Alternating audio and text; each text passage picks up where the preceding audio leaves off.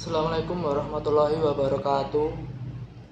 Kenalkan, nama saya Rekta Yoga Pratama, mahasiswa Ilmu Hukum dengan NIM 2022010052. Di sini saya mau menjelaskan tentang perlindungan hak kekayaan intelektual era digital. Sebelumnya, seiring dengan berkembangnya teknologi dan munculnya internet, perlindungan hak kekayaan intelektual menjadi hal yang sangat penting. Dikarenakan semakin canggih teknologi, semakin meningkat pula kejahatan yang dilakukan. Pelanggaran hak kekayaan intelektual menjadi semakin mudah dilakukan di era sulit hari ini.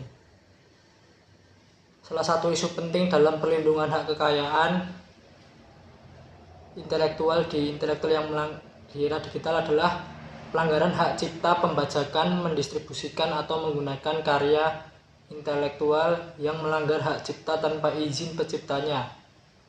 Pembajakan digital terutama mempengaruhi konten digital seperti film, musik, dan e-book. Meskipun undang-undang telah dirancang untuk melindungi hak kekayaan intelektual di era digital, masih banyak kasus pelanggaran hak cipta digital. Beberapa alasan mengapa pembajakan digital terus berlanjut adalah tingginya harga produk asli, mudahnya diakses terhadap produk bajakan, dan kurangnya kesadaran akan perlunya melindungi hak kekayaan intelektual. Kemudian saya akan memberikan salah satu contoh kasus mengenai di hak kekayaan intelektual berupa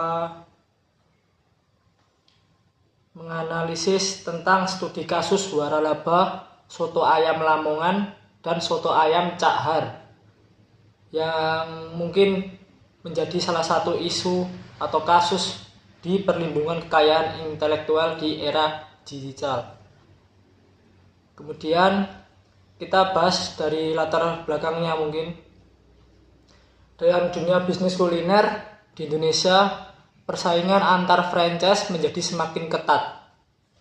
Kasus yang umum terjadi adalah perselisihan antara waralaba, soto ayam Lamongan, merek terkemuka dengan sejarah panjang, dan soto ayam Cak Har, waralaba yang semakin populer berkat pendekatan inovatifnya terhadap masakan khas Indonesia, yaitu soto ayam. Mungkin selanjutnya dalam konteks perlindungan kekayaan intelektual, yang pertama mungkin kita bahas secara merek dagang. Waralaba soto ayam Lamongan telah membangun merek yang kuat selama bertahun-tahun. Brand mereka sudah dikenal luas di seluruh Indonesia dan memiliki cabang di berbagai kota. Dan desain dan tata letak toko, desainnya, interior, dan tata letak gerai waralaba soto ayam Lamongan menawarkan pengalaman unik kepada pelanggan. Ini termasuk elemen dekoratif dan penataan meja dan tata letak dapur. Kemudian yang ketiga, menu dan resep rahasia. Selain merek dan desain, resep rahasia masakan khas soto ayam Lamongan juga dianggap sebagai sumber daya yang tak ternilai harganya. Ini termasuk bumbu khusus dan teknik memasak yang memberikan cita rasa yang khas.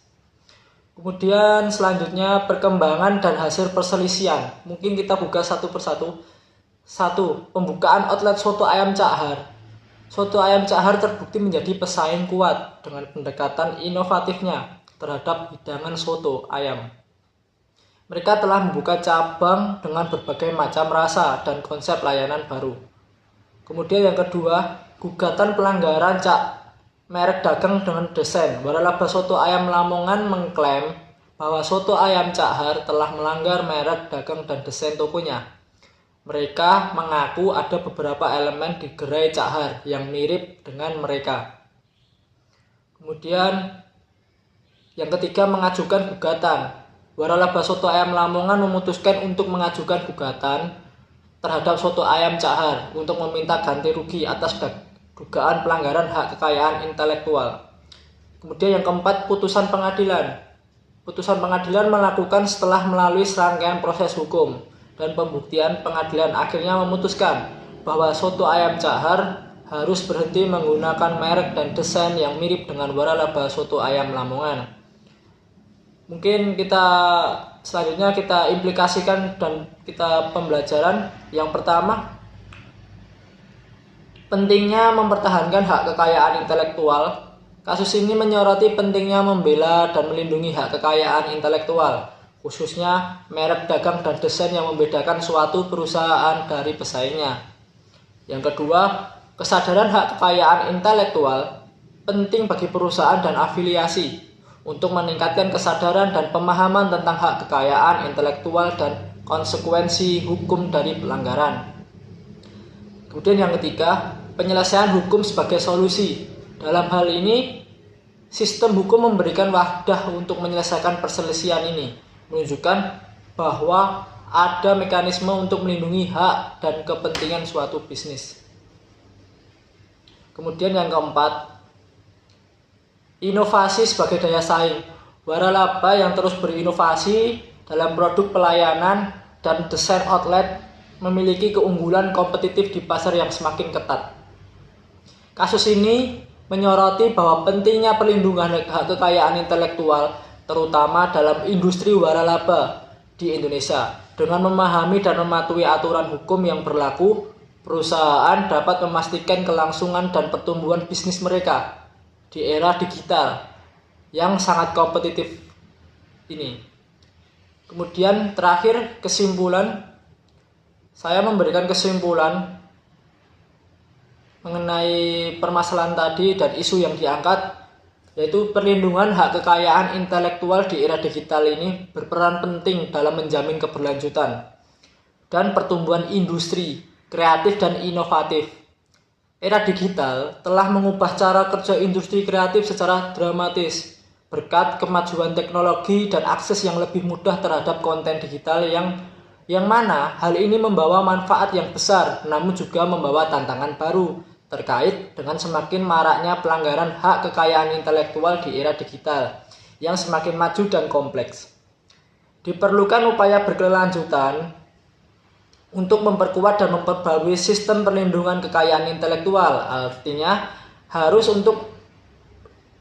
ada kolaborasi antara pembuat konten, pemegang hak cipta, pemerintah, platform digital, dan konsumen untuk mengembangkan mekanisme yang efektif guna melindungi dan menghormati hak milik.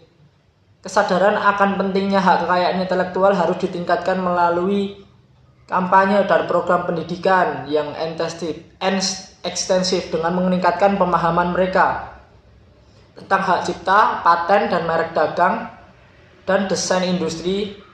Individu akan memainkan peran yang lebih besar dalam menghormati melindungi kekayaan intelektual.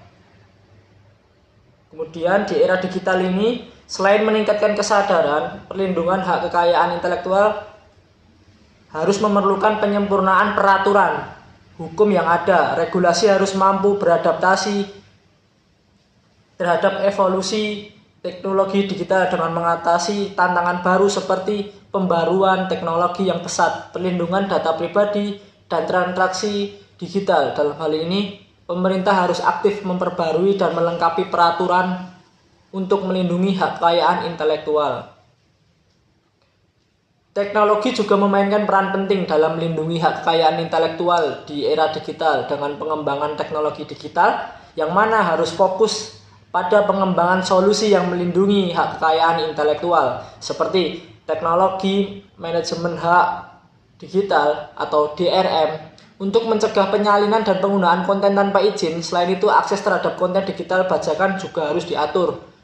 Membatasi akses situs yang menyediakan konten ilegal dan memberikan perlindungan pemblokiran di tingkat ISP mungkin diperlukan untuk melindungi hak kekayaan intelektual. Dalam konteks ini, sanksi dan penegakan hukum yang efektif juga penting untuk memastikan bahwa pelanggar hak kekayaan intelektual menerima hukuman yang pantas. Selain denda yang besar, sanksi pidana harus dikenakan pada individu atau organisasi yang menggunakan konten tidak sah atau produk palsu yang dilindungi. Terakhir, perlindungan hak kekayaan intelektual di era digital ini juga harus diperhatikan di tingkat internasional dengan melakukan kerjasama antar negara dalam melindungi dan menegakkan hak kekayaan intelektual sangat penting untuk mencapai perlindungan yang kuat dan konsisten di seluruh dunia untuk menjamin pertumbuhan dan keberlanjutan industri kreatif dan inovatif di era digital. Pelindungan hak kekayaan intelektual yang kuat dan efektif sangatlah penting. Hanya dengan menciptakan lingkungan yang aman dan menguntungkan bagi pekerja atau bagi pencipta, pemilik hak cipta, dan konsumen, masyarakat dapat memanfaatkan potensi penuh dari revolusi digital kali ini. Terima kasih dari saya. Itu dalam penyampaian tentang hak kekayaan intelektual di era digital kali ini. Terima kasih.